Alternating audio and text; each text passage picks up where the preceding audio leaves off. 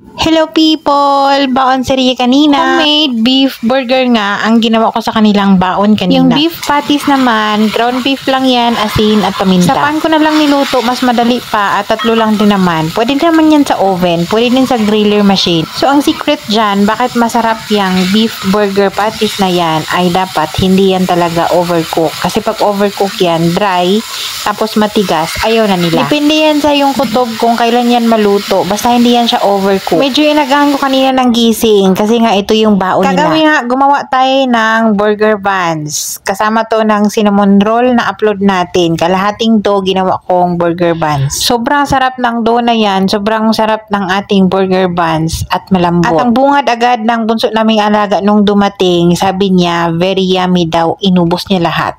Hindi ko lang talaga na flex.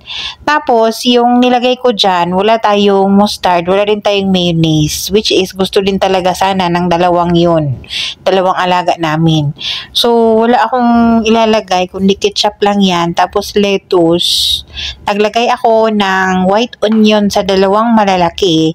Yung bunso, hindi ko nilagyan dahil alam kong ayaw niya yun.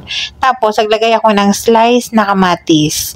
Dapat maitlog pa dyan, kaso lang, gahol na ako sa oras, kaya wala muna tayong paeg. Pwede sanang ihalo yung mayonnaise, ketchup, tapos mag-chop ng pickles. Pwede din sana yun, mas masarap. Kaso lang, wala na tayong oras.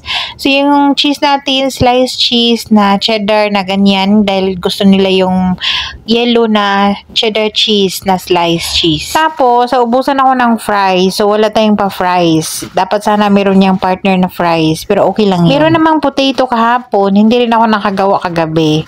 Sana nag-slice, tapos iprito na lang sa umaga, no? Sa dami kasing kaganapan kagabi, Diyos ko, lantang-lanta na ako, yung inasikaso ko lang talaga ay itong burger buns.